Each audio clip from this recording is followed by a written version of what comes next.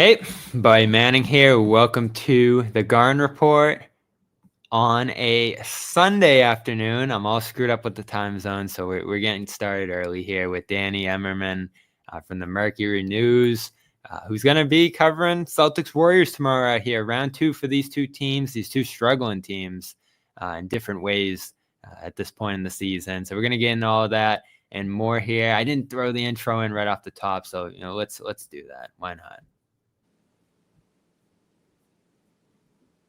Where's my intro? There we go.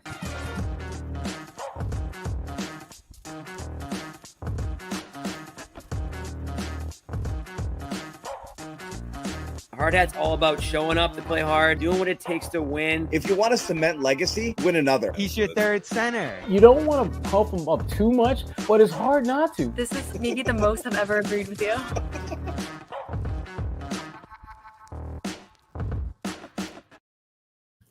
There we go. Doing this right. I don't know how to explain to everybody the time zone stuff with me, but somehow 9:30, which should have been 6:30 here, became 3:30. So I don't know what's going on inside my head, but we're here recording this. Danny's here, my former Daily Orange teammate over at Syracuse, and now covering the Warriors. What year is this for you? It's my first full season on the beat. Thanks for having me on, Bobby. Always a pleasure joining you and the good folks at CLNS Media. I'm a big fan. Yeah, so weird year to be covering them. They started so great. I bought in. They beat the Celtics in that Boston game. You were there for that. An impressive execution game. They're playing their depth lineups. Buddy Hield's going crazy to start the year, and it looks like they rediscovered themselves with all these new additions. And then after that, they go on like a 13-19 stretch and completely fall out of the playoff mix in the West. And they're still on the edge of it here. They can still turn it around. A lot of talk about whether they should make a move and try to really bolster this roster, but they seem like they want to just see this through over the next couple of weeks here and try to turn it around with what they have right now. Do you think that's going to be possible? This team is endlessly fascinating. It's been a fantastic year to cover them. You've seen rises and falls, injuries, news cycles, reactions to news cycles. It's been great covering them. It's been an interesting team, to say the least. The characters are several of the same ones that have been in your life for the past decade, and they're still playing at a high level, and they're still really interesting.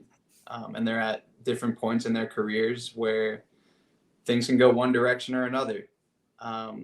For the Warriors team, they started 12-3, like you mentioned. The wheels really came off when D'Anthony Melton got injured. They stopped hitting threes for a 3-4 week stretch. Buddy Hield in particular was shooting like 28% from three on high volume. Really, really a killer for them. When he's shooting well, they're really tough to beat. I think they're 9-0 now when he scores at least 18 points. But you shouldn't be relying on Buddy Hield. They didn't sign Buddy Hield to start him, to play him 30 minutes a night. They signed him to be an 8th or 9th man and kind of ride him when he's hot. And just the realities of their roster, for one reason or another, that hasn't really been the case. And for tomorrow, dealing with a lot of even more injuries. They're not going to be with Kuminga. Brandon Podziemski's not going to play. Draymond Green is almost certainly not going to play. So they're going to be really shorthanded. And they've been shorthanded, it feels like a lot in this past stretch. They went 7-17 in one stretch. It's been tough, and it's led to a lot of existential questions, a lot of existential dread on the fate of the franchise. Yeah, and it comes at a good time for the Celtics, especially if all those guys are going to be out. Now, Celtics have struggled when their opponents stars have been out. De'Aaron Fox sat out last Friday's game, and Kings still won that at TD Garden. I feel like Boston's played better on the road this year overall, so getting away on a West Coast trip here, starting in San Francisco, I think probably good for them after just a brutal loss on Saturday. I don't know how much you've been able to watch for them this year, but 8-8 over the last 16 here. Defensively, they've been inconsistent. Offensively, they're not shooting as well this year, and it's going to be more difficult, obviously, for Golden State here without all the guys you mentioned. I know Curry had an ankle thing like very late in that game. last night that we'll keep an eye on too. No injury report yet as we record this. So Warriors might just not have enough to be able to compete in this game if all those guys end up being out here, and it feels like most of them are going to be.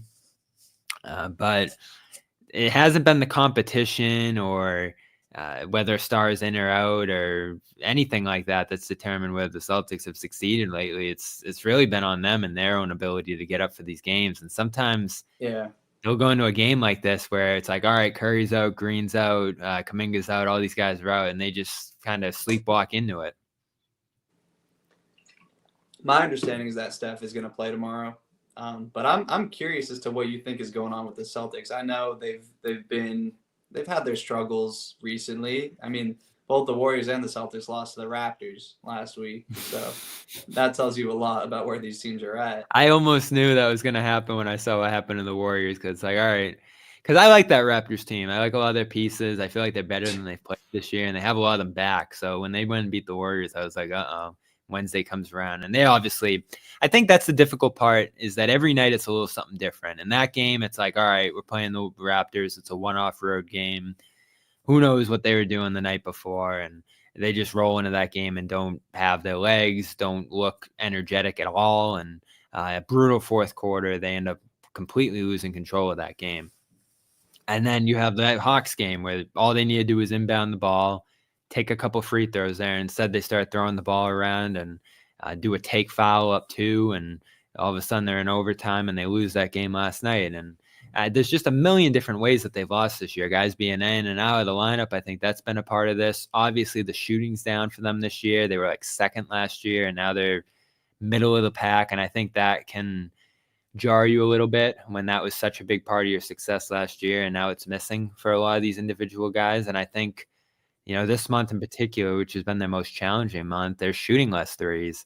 So is that a confidence issue there with their ability to stick to the offense and continue to let it fly? So it's a lot of stuff going on here.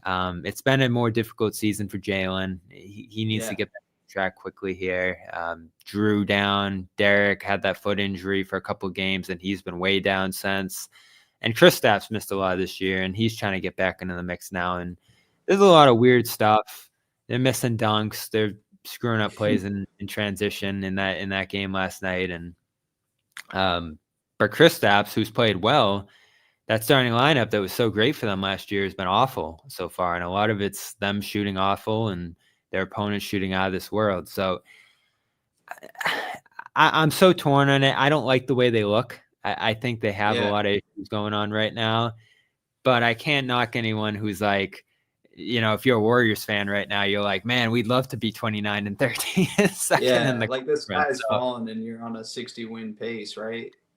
Yeah, but the bar is high for this group, and they haven't played to the level that they have last year. And I don't have one distinctive answer about why, but I think the most important thing to begin this road trip here is for them to look themselves in the mirror a little bit and say, all right, we're not playing up to our standards. We're not doing things great this year. We got to lock back in, especially on the defensive side of the ball, where I feel like they'll be great one possession and then they'll completely fall apart the next possession there. So that's the story on the Celtics side. What's wrong with the Warriors here? It's funny reading between the lines of your answer there. Like, you could probably draw a lot of, the Celtics struggles to like effort. They're defending a title. They're not up for all these games. And that's normal. It's hard to play 100 games and then come back the next year and go full throttle for another 82 plus. And a lot of these guys played in the Olympics and all that stuff over the summer too. Conversely, the Warriors are a team that has played really hard. And I think there was like 1 week there when it kind of dialed back. Like they had a bit of a competition effort lull. But for the most part, I think they've played with a ton of energy this year and a ton of effort. They're just not that talented. They have Steph Curry, who's still an incredible player on offense at least. He's been okay on defense, but he's an offensive engine that you would take over just about everyone else in the league still. He still ranks in the top 5 in all these advanced metrics. He's still the best shooter in the league. He's elite. Outside of him, they don't really have anyone else on the team who can reliably get a bucket. They have Andrew Wiggins has played okay this season. He's been a 3-and-D guy, but they probably need more out of him. They need him what he 2022 run. They thought they were going to get a lot more out of Brandon Pajemski. Kuminga was starting to turn a corner before his injury, but even with him, it was still a clunky fit. They have pieces on the rosters that don't fit, and then they also have a lot of players on the team who are one-dimensional players. They are either a defensive specialist or a three-point shooter who can't really dribble. You've got you've got a shallow depth chart in the front court, but also a logjam at the 4 position. This roster is an enigma, and it's a puzzle that Steve Kerr has been trying to solve all year. And it's so crazy tough. too, right? Because when they're in Boston in November, they're playing 10, 11 guys, and it's like, oh man, they can, attack in waves. And, when one group gets tired, they can bring in the next, and they're defending just as hard. And, I wrote a story about that the next day. I'm like, man, this is great. Like, they've completely changed their identity, and they have these young guys who are on the come up, and they got the veterans too. And, Clay, that thing probably just got a little tired, and they turned him into a couple different players here. I'm like, they're back. And now you look at that, 10, 11 player mix there. And I know a couple of those guys have been hurt. And you're like, oh man, logjam at positions. Can they consolidate this thing a little bit here? It's the same situation. Yeah, it's a logjam where it's like you have a lot of NBA players, but they're all kind of like C pluses. Right. And that's tough. I don't know what they do with this, because I understand why they don't want to gut the roster. We kicked around Jimmy Butler stuff with them earlier in the year here, and I get why they don't want to go in that direction. I get that they don't want to give up on Kuminga.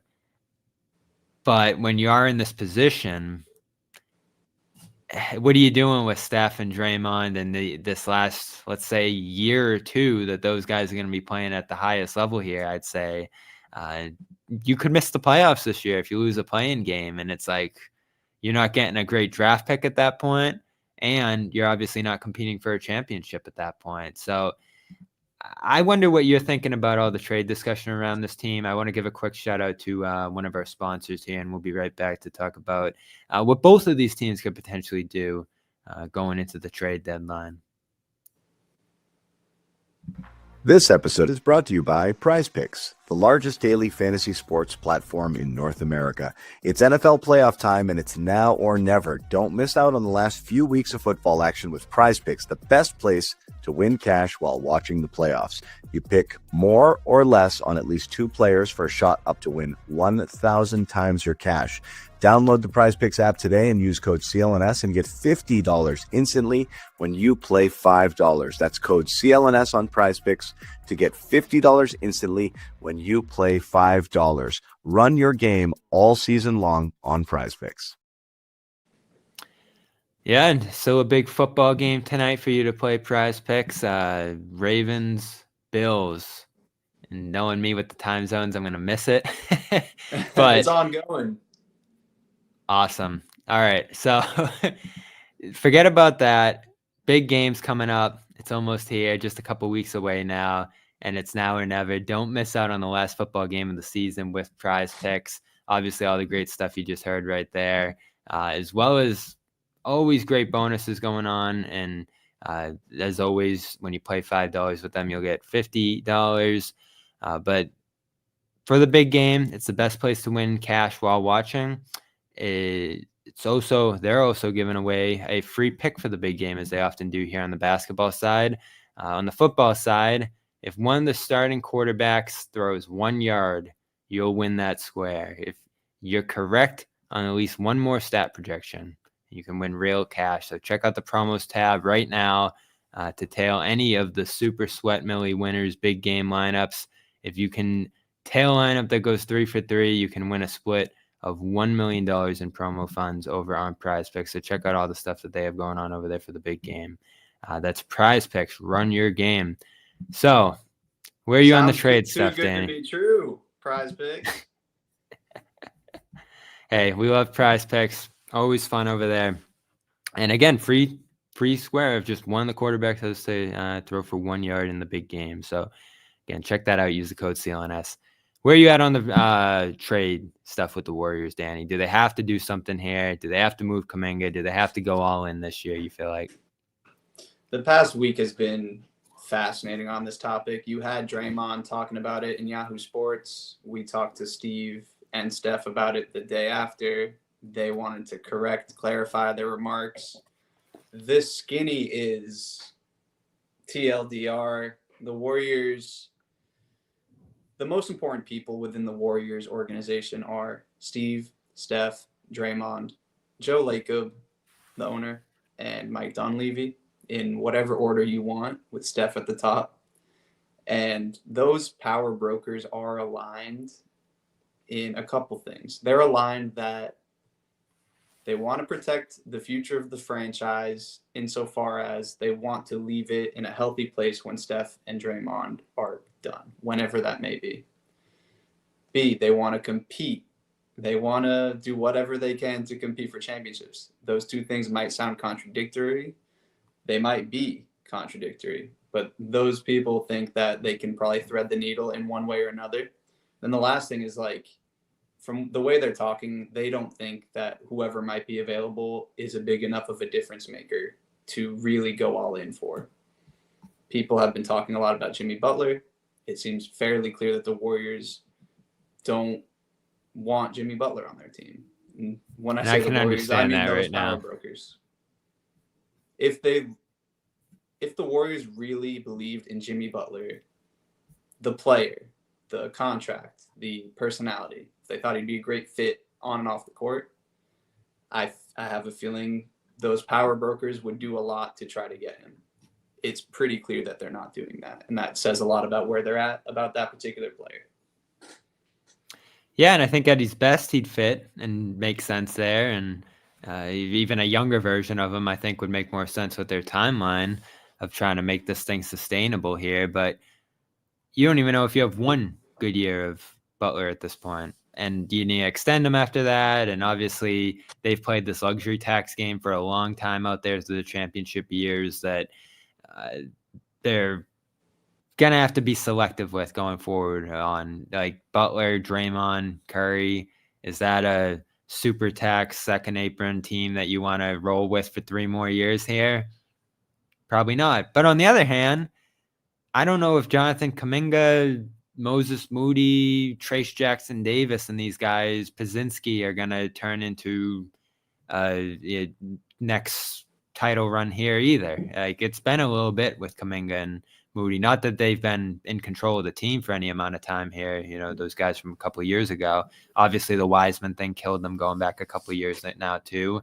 So that youth movement that they started forming around 2020 there to try to usher into a new era here didn't really work. And at this point, you're probably just saying, all right, can Kuminga turn into a 20, 30 point per game guy who can lead this group as Steph goes into another, point in his career, and as Draymond certainly goes into another point in his career. And there's nights where it looks like that could be the case, but to me, there's not enough of them. And they had a chance to extend him last summer, right? And they don't do it. And he's going to go into restricted free agency this summer, and that's usually a decent place to get a guy back on a solid deal. But if they extended him last summer, this wouldn't even be a conversation right now. I think we'd still be having similar conversations. From what I understand in my reporting, they were not close on an extension before the deadline. Kuminga camp was not hard-lined on a maximum deal that some of his, draft class contemporaries got, but he certainly wanted more than what the Warriors were offering, and they never, got super close in negotiations. In terms of the young wave, none of them, Kuminga, Podziemski, Moody, Trace Jackson Davis, none of them have established that they are the next championship core. I think that's pretty clear. That could change. I'm skeptical. But for that reason, I think it makes a lot of sense, to try to go all in for the next year and a half, 2 years, 3 years. As long as Steph is still, competing at a championship level, I think you need to get some guys in the building that can take some of the load off him, that can rise to that level. And they're not in a position where they can be choosy. And this is me speaking. This is not how they're operating. In my opinion, I don't think they should be selective. I think they should go all in for whoever they can get at a star level. Future, damn the torpedoes. What happens when Steph is gone? You have to reset anyways. So I think you should, they have all their future first round picks. Toss some other team's way for a star level player who can change the calculus of this team, because they're on their third straight year of being exactly where you don't want to be. And they're in the middle again for a third straight season right now. So yeah, we discussed Butler briefly. Not going to happen probably. Some other names here, especially in the front court, where it seems like they've been looking around for some help, understandably, given Draymond and, some of the depth there. Vucevic, he's played well this year, and there's playoff limitations with him that you saw in Chicago and certainly in Orlando too. But he's having a great year that not many people are talking about. And when I'm reading that you could get him for a couple of seconds, I'm like, all right, has it gone too far in the other direction with a guy like that where he can give you 20-10 on any night and is an offensive force inside and out at that position. Obviously, there's defensive issues with him that, aren't going to help the Warriors as they try to figure out their defensive consistency here. But if you're just talking a couple seconds and some matching salary there, and you can play bigger and play more through him, good passer too, I don't hate that for Golden State. He's not a star, but the numbers are on par with star caliber contributions on certain nights. The fit would be really nice. They haven't had a stretch five that can shoot it from deep like Vucevic can pretty much ever in this dynasty, and that would really open up the floor for players like Kuminga, Dennis Schroeder, Steph Curry. Your mind's still on Poole from last night. Poole was cooking last night. But I don't know. I don't have that much intel on the Chicago situation, but I think if the asking price was matching salary in a couple seconds, that deal would be done already. I think it's probably much, much higher than that, especially now before the deadline. It could come down as it gets closer, but I imagine the Bulls would want a lot more than that for Vucevic. The way he's playing and the way that team is playing and the way that team has operated historically, they really haven't been sellers when they probably should be, kind of ever in the Reinsdorf modern era. They act a little bit differently than a lot of teams for various reasons. Zach LaVine's still on that team. He's been a trade rumor guy for years. Vucevic, they paid Patrick Williams. They're an interesting front office and ownership structure where it's a little bit harder to predict where they're at than some other teams. Yeah, the other bigs here I see half measures. John Collins, Rob Williams, love him. Hasn't stayed on the court the last 2 years. Valanciunas, I don't think that changes too much, and I don't think anyone should be in the Nurkic business right now trying to take on that contract and players. So I'd probably pass on all that. I guess the only other guy we can mention here who would be pretty expensive in terms of first-round picks, and there's a lot of interest in him around the league, is Cam Johnson. Does that change things enough in Golden State if you're going to give up multiple firsts for a guy like that? Maybe not. I think what I've settled on is that the current group isn't a serious contending group, so you've got to shake it up in some capacity. And then there's possibility in the unknown, Maybe someone like Cam Johnson comes in and lights it up and fits perfectly and unlocks a lot of other players too. Maybe the rotation settles in a different way and bam, they're off and running. Maybe not. What is the cost of something like that? Again, those future first round picks are going to be pretty appealing to teams because those might be years where the Warriors don't have Steph Curry. But hey, like when you don't have Steph Curry, you're gonna have to rebuild anyways. So I wouldn't worry about losing some of those first round picks. Cam Johnson's a good player, having a really good season, excellent shooter, movement shooter who I think would fit really well in the system. But you're right. He'd probably come at a pretty high price. Maybe that price comes down. He's on a really good deal, so I'm not exactly certain Brooklyn will want to move him. He's probably a player who's under contract at a fair deal for a couple more years that they could probably bridge to their next core.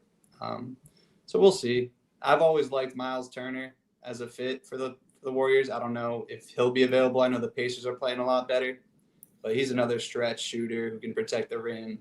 I've always thought he would play really well with Draymond, but who knows? He's been in Indiana for so long at this point. I can't imagine them without him. So that would be pretty shocking to see them move on from him at this point. But he's been available at many different times in his career there. They're playing better. I think they'll probably give it another run in the East, especially after making the East Finals there. I know we'll see what happens with contracts and all that. But less interesting names on the Celtics side. I do think they probably have to, they have an open roster spot here. One thing they could have done with that is bring back O'Shea Brissett, our Syracuse guy there. He signed with the Long Island Nets and played up in Maine today. So I guess he's trying to show himself off and see what kind of interest is out there on him right now. I feel like the Celtics have kind of moved on from that. But I wouldn't oppose it because he played a nice role on that title team last year, especially during the regular season. Lonnie Walker was in Boston, moved on to Lithuania, and has played well there. So that's another thing that they could circle back on. But as far as trades go, you got Jaden Springer expiring $4 million. So you're, as a second apron team, you're sending out that and bringing back a player who makes less.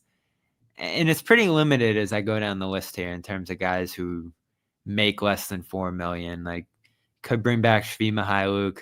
I don't know how much that does for you. He was good in some depth situations last year, but probably not going to change much substantively about the roster. I like bringing in Javonte Green, who played for Boston years ago and has given New Orleans some good minutes this year. A lot of just back end of the rotation guys we're talking about here, but I do feel like they could use some wing depth, some players who would allow them to play more flexible because they love going double big. You're going to see it tomorrow. Cornet and Porzingis playing together, and Horford and Cornet, and Horford and Porzingis. So that's been the way they filled out their lineups this year because after Sam Hauser, they don't have a ton of wing depth here. And, Hauser coming off an 0-for-7 game against Atlanta on Saturday. It's been an underrated part of their struggles this year. He's dealt with a back injury. He's been in and out. Certain nights his minutes are limited. And so when he's out of the mix too, you're talking about Brown, Tatum, and that pretty much being it for your wing depth. And that's pretty good.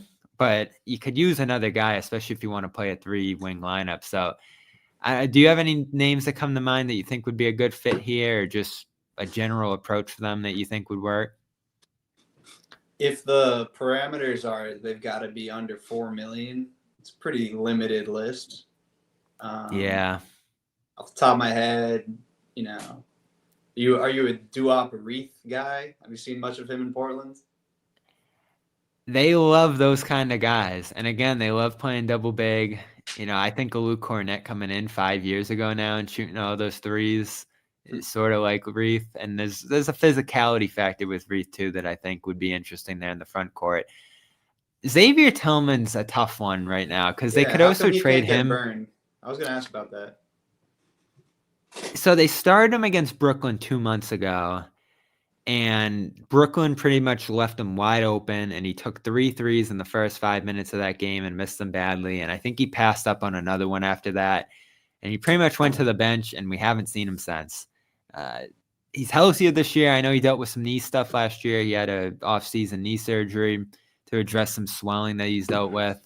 I think that goes back to his college days. So he's had a lot of health issues in his NBA career, but when they brought him in, I think they viewed him as a stretch 4 possibility in bigger lineups, and his inability to knock down threes consistently, I think, just lost trust in him from Missoula. So it's weird that we haven't seen him at all for 2 months here, especially as they haven't played well, and maybe there's been opportunities to try to shake up the rotations a little bit. Cade has played well. Cornet's played well. So there's 4 centers playing better in front of him. But if he's not going to play at all in any situation here, that is something you could look at in terms of swapping out him for another big that can shoot, or a wing. So you have more lineup flexibility there. Because right now he's effectively their fifth center who doesn't play. And he's making minimum money. He's signed for the minimum again next year. And you could do worse than that. I think there's a lot of teams that would like to have Xavier Tillman as their backup who don't have any depth right now in the league. But on this Celtics team, he hasn't contributed much of anything this year. And it's been a little disappointing because he had a good preseason. So I think that's another guy you could look at right now. I don't know if any teams would view him as valuable, but you could trade Tillman for Reith. I don't know who ends up getting like a second in that transaction there, but Reith signed for $2 million this year, $2.2 million next year. So the money loosely lines up there, I believe. And let's see what he's averaging this year. You guys I can't don't watch. aggregate contracts, right? Second apron team. No. Yeah, I so can't just imagine one you for guys are one. Very active at the deadline. Yeah, and Reith's down a little bit this year. Not playing as much. 37 from the field, 31 from three. So it's, bigger body, some 3-point shooting last year at that position, but hypothetically. So, yeah, again, it's not going to be a super active deadline for the Celtics, but I do think they could use one move here. But that's not going to solve the stuff we're talking about over the last month here. So it's going to be their core rotation guys that get this done. So there's a good situation for them to try to turn this around. I like that Curry's going to play. That does bring a little juice to this game. Do you think the Celtics still have the best roster in the league? Well, I was at the Thunder game a week or two ago in Oklahoma City, and I already felt pretty good about the Thunder going into that game. And it was jarring to watch in person because you see on the stat sheet they're forcing 18, 19 turnovers a game. To see it play out in person, to see the way that they completely shut down the Celtics offense in the fourth quarter to where Boston scored 12 points, I think, in the fourth of that game. The athleticism difference between the two teams, the depth that Oklahoma City played with. I think the odds changed over the last week or two here, right? The Celtics held out as favorites for a while, and then it flipped over the last week or two here. And I am at the point now, I haven't said it on the air yet, but I think over the last week or two we've seen, and obviously they lost Hartenstein, and there's going to be another stretch here that they don't have Chet Holmgren.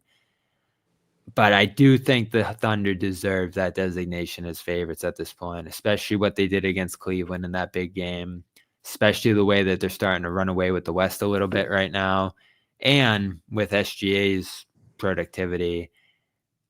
They're the best roster in the league, especially when you think they just got Caruso back. They didn't have him for that Celtics game. They're going to get Holmgren back at some point, and maybe that stuff doesn't help and could hurt, actually, trying to reintegrate guys like that with what they're doing right now. But it blows me away what they're doing in the regular season. And I'm someone who looks at the regular season and the habits you build and the momentum you build during that and say that stuff matters. I know some teams are good enough to flip a switch. Maybe the Celtics team will be here, and they're still one of the 3-5s, maybe 6 real contenders.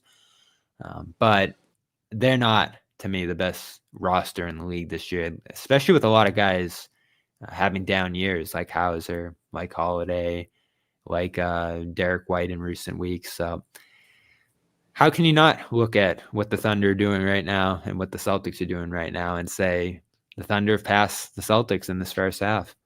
You like Cleveland's roster better than Boston? I have questions. I do think, and I'm good friends with a lot of the podcasters there, Chase Down Podcast, all the guys out there in Cleveland. They love their double big lineup, the Mobley Allen thing, and the numbers are great. You look at it, they're amazing with those guys on the court. Even the offense is out of this world with those guys on the court. But I think that's a product of Mitchell, Garland, those guys playing with that double big lineup and doing some amazing stuff and that vaulting up those offensive numbers, and not necessarily because Mobley and Allen are this great offensive combination. And, I looked at them for a while and was like, if Mobley becomes a real star/superstar in this league, this team could win a title. And I think he's inching toward that and getting pretty close at this point. And I'm glad, because I thought he could do that in the last couple of years there, the shooting limitations and just tentativeness offensively. I was like, I don't know if it's going to happen, but it's happening. And I think they play a great brand of basketball. Atkinson was obviously the perfect hire, and Garland's been out of this world coming back off injuries. But I think the Celtics roster at its best is a little better, especially at the wing spot, because you're talking Tatum and Brown, and when they're at their best, what they can do versus Isaac Okoro, Dean Wade, Max Strus. And I still look at that. Obviously, Mobley's in that conversation there too. And I'm like, do they have enough at the wing to actually go out and win the East? And I'm not going to say that the Celtics have come down so far that they're not going to win the East. I do think if they can get it together here, they'll at least be back in the finals, and we'll see what happens from there. But again, they're taking this regular season. Cleveland is really seriously. And they're building the habits and obviously the edge in the East and the standings. It's going to give them home court and some advantages on their run. So, health, whether they do something at the deadline, I know there may be a potential Johnson team, Cam Johnson. All that stuff's going to matter. But right now, if you're going to ask me who's going to win the East, I'm still going the Celtics over the Cavs, just by a little bit. I think I'm there with you. Yeah, and is there any world where the Warriors can make it out of the West? Nope, not as currently constructed. I'd love a rematch. That was so fun a couple years ago, but it is a couple years ago now. Things change. The Warriors are at least one big move away from being considered in that conversation. So let's get into the game before we get out of here. I want to tell people real quick, if you're out here in San Francisco, Game Time, going to get you in the building. I don't know what the tickets are looking like this year, Danny, but if you're going to find good ones, it's here on Game Time. This episode is also powered by Game Time, the best place to get tickets to the games, events, and concerts you want to see. Take the guesswork out of buying tickets with Game Time. Game Time is filled with terrific features like all-in pricing, so you know exactly how much you're paying. No surprise fees at checkout. You also get panoramic views from your seats in the app, so you know exactly what you'll be looking at before you buy. Plus, a lowest price guarantee, or Game Time will credit you 110% of the difference. Download the Game Time app, create an account, and use code CLNS for $20 off your first purchase. Terms do apply. Once again, download that Game Time app, create an account, use code CLNS for $20 off your first purchase. Terms do apply. What time is it? It's game time. All right, yeah. If you're out here in San Francisco, check out Game Time. Has it been a tough ticket out here this year, Warriors games? Always sold out, yeah. It's tough to get in the building. It's $200, $250 to get in.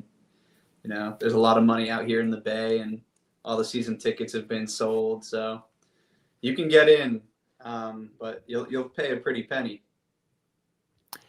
Yeah, and this, I think, is one of the few stadiums where Celtics fans probably won't take it over. Oklahoma City's on that list this year. There's only a handful where Celtics fans haven't successfully infiltrated, as those old Warriors teams would have their fans do in cities all over the NBA, landscape. So I do think it'll be a Warriors crowd, maybe some green spattered throughout there, people out for this game or just in the area. So that'll be something to look forward to in this game. Again, I know you think Curry's going to play. Celtics should be fully loaded. And again, we'll get that injury report shortly here. But what do you think this game's going to look like? No Kuminga, no Green, all the different absences there. Who's even going to start for the Warriors, given what they're looking like health-wise for this game? It'll be Steph, Curry, Dennis Schroeder. Schroeder. Andrew Wiggins. Probably Moses Moody at the 4 and Trace Jackson Davis. Moody has played a lot more power forward these past couple games, which is an interesting new look for them. Kind of a wrinkle in his career development where, he's been on the wing his entire career. In college, he was like an on-ball playmaker, defensive stopper. With the Warriors, I think he's more of a floor spacer, drive a closeout on the baseline. And the way the roster is constructed, I think he fits a little bit more as a 4. But he's going to get some run there with Draymond and Kuminga out. But when we talk about positional log jams, we talk about the 4 position on the Warriors because Draymond plays 4 and Kuminga is a 4 on offense, but not on defense. And Moody's kind of more of a 4 on offense and a 3 on defense. And Gary Payton is 6'4", but he's a diving power forward, really. So all of those guys kind of play the same position, and they have a tough time playing together. I didn't even mention Kyle Anderson, who's absolutely a 4. And Guy Santos is starting to play a little bit more. He's a 4. So it's a bit of an issue that they have. So with all their injuries, I expect Moody to play a lot at the power forward spot tomorrow. Guy Santos will get some time. He's like an energy guy, can hit a spot up 3. So that's what I anticipate the starting 5 to look like. Schroeder 10, 4, and 10, 2, and 4, 35% from the field. Wow. 28% from 3. I didn't love the fit when they made that trade. Didn't give up a ton. They got we'll see. It's still early, but didn't scream Warrior to me. He played a lot better last game against the Wizards, and one of the reasons that they want to play Moody at the 4 is because Schroeder, with the ball in his hands, he's a pick and roll player. So if you have 3 shooters around him and a diving center like Trace Jackson Davis, that look can work. It's not really how the Warriors want to play, but if you have that lineup configuration, it could work much more than running a bunch of split actions with Schroeder, who can't really shoot off movement and kind of holds the ball a lot. Yeah, so good opportunity for the Celtics to get back on track here. This has been a little bit of a house of horrors for them in recent years. They lose that overtime game here last year, a bit of a thriller. That was a great Jackson Davis game too, if I remember right, a couple of Decembers ago now. 2022 coming off the finals loss, Warriors beat them pretty badly in that game. And you got to go back to March 2022 for the last time that the Celtics beat the Warriors in San Francisco. Rob, Al, Smart, Brown, Tatum was the starting lineup for Boston that night. For the Warriors, Curry, Otto Porter, Jordan Poole, Klay Thompson, Kevon Looney. So a lot has changed since then. And I think things are going to look a little different tomorrow, too. I do expect the Celtics to get back on track in this game, playing through Tatum, better stuff from Brown, and this is an important trip for them. I think just the time together here, and especially when they get down to LA this week and have 3-4 days together, I think they're going to start to figure some stuff out and play a little better here because it's been a brutal stretch. We'll be there tomorrow, 2 o'clock local tip. I love that. Oh, yeah. 5 o'clock over on the East Coast.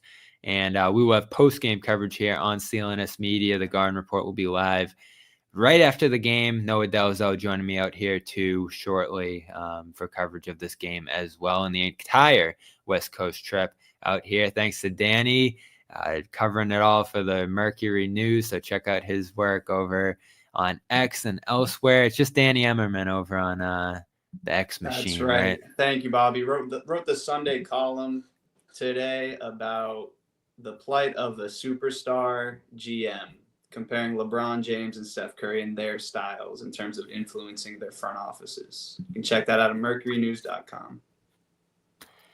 Yeah, that's still such a crazy story. It makes me think, too, last year, they have that little conversation, would LeBron, move up to San Francisco and join this team? And it felt like if he said yes, it was going to happen, but he said no.